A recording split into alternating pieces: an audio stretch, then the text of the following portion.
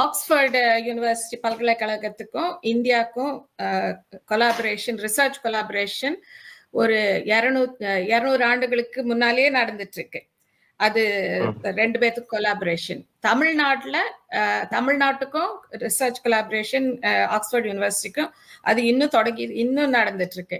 கொஞ்சம் எக்ஸாம்பிள் கொடுக்கணும்னா என்ன மாதிரி டாபிக்ஸ்னா, இப்போ விவசாயம், ஃபுட் வேஸ்ட், அதுக்கப்புறம் விமென்ஸ் ரைட்ஸ், சுயமரியாதை, அந்த மாதிரி டாபிக்ஸ்லாம் நாங்க இன்னும் அவங்களோட ரிசர்ச் பண்ணி கொலாபரேஷன் பண்ணிட்டு இருக்கோம். அதனால கடந்த ஆண்டு இப்போ நம்ம சுயமரியாதை இயக்கத்துக்கு 100ஆண்டு விழா அடுத்த 26ல இருக்கு வரப்போகுதுன்னு எங்களுக்கு தெரியும். அதனால அதை எப்படி நல்ல சிறப்பா கொண்டாடலாம் அப்படின்னு நாங்க ஒரு கமிட்டி வச்சு அதை யோசிச்சுட்டு இருந்தோம்.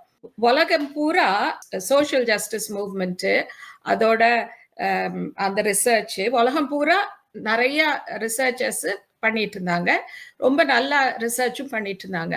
அதனால நாங்க என்ன நினைச்சோம், இந்த மாதிரி அந்த பெஸ்ட் ரிசர்ச்சர்ஸ் கூட்டிட்டு ஒரு 2 days conference, social legacy of that அப்படின்ட்டு ஒரு கான்ஃபரன்ஸ் வச்சா அது ஒரு நல்ல சிறப்பா இருக்கும். அந்த மாதிரி இருந்தா அப்ப நிறைய மற்றவங்களுக்கும் தெரியும், அவங்க அந்த வேலை செய்யறவங்களுக்கும் அதை எக்ஸ்சேஞ்ச் பண்ணிக்கலாம் ஐடியாஸ்ன்னு. சரி, அந்த மாதிரி ஒன்று வச்சிடலான்னு நாங்க டிசைட் பண்ணோம். அதுக்கப்புறம் நாங்க என்ன நினைச்சோம்னா, சரி இவ்வளோ இந்த இது இருக்கே, அதனால இந்த சென்டினரி இயர்ல நம்ம ஒரு போர்ட்ரேட் ஆஃப் பெரியாரு அங்க அந்த ஓப்பனிங் பண்றது, ஒரு அன்வேல் பண்றது அந்த டைம்ல முடிஞ்சதுன்னா நம்ம ஒண்ணு பண்ணலாம் அப்படின்ட்டு அதை யோசித்து அதெல்லாம் ஒரு பிளான் போட்டு வச்சிருந்தோம்.